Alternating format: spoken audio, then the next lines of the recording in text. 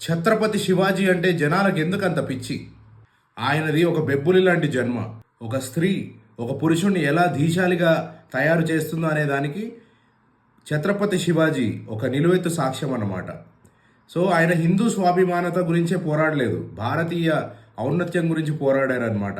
ఆయనని ఒక మరాఠా వారియర్గానో లేకపోతే ఒక హిందూ వారియర్గానో బార్డర్ చేసి చూడడం కాదు, ఆయన ఈ నేల యొక్క స్వాభిమానాన్ని బయటి వాళ్ళకి తాకట్టు పెట్టకుండా సొంతంగా సగర్వంగా ఎగిరే ఒక జెండాలాగా మన ఇండియాని తీర్చిదిద్దారనమాట.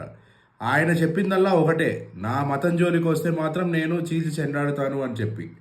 అలాంటి ఒక మరాఠా వీరుడు ఈరోజు ప్రపంచం మొత్తం మీద ఒక ఐకాన్ ఆఫ్ హిందూయిజంగా మారారనమాట.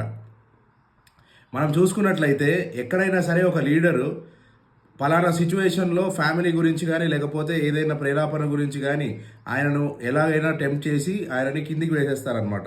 కానీ ఛత్రపతి శివాజీ విషయంలో అది జరగలేదు, జరగదు కూడా. ఎందుకంటే ఆయన చనిపోయిన ఇన్ని ఏళ్ళకైనా సరే ఆయన యొక్క రగిల్చిన ఆ విప్లవ స్ఫూర్తి ప్రతి ఇండియన్లో ఉందన్నమాట. So Chhatrapati Shivaji is not only a Hindu hero, is a Indian hero. 2016 Pathan airport బేసెస్లో జరిగిన సర్జికల్ స్ట్రైక్ అనే వర్డ్ మనం ఫస్ట్ టైం విన్నాం అనమాట. కానీ ప్రపంచం మొత్తం మీదనే హిందూ రాజ్యం సర్జికల్ స్ట్రైకింగ్ చేసింది, గెరిల్లా వార్ఫేర్ వాడింది అంటే అది ఛత్రపతి శివాజీ సారథ్యంలోనే. మిలిటరీ టాక్టిక్స్లో యూజ్ చేసే గెరిల్లా వార్ఫేర్ కానీ చాలా వరకు ఛత్రపతి శివాజీ యుద్ధ తంత్రం అంటే ఒక మిలిటరీ స్ట్రాటజీ ద్వారా ఫాలో అవుతారనమాట. That is is ప్రోవెస్ in fighting అనమాట. కొట్లాటకు వస్తే ఛత్రపతి శివాజీలా కొట్లాడాలని అందుకే అంటారు. జై ఛత్రపతి శివాజీ.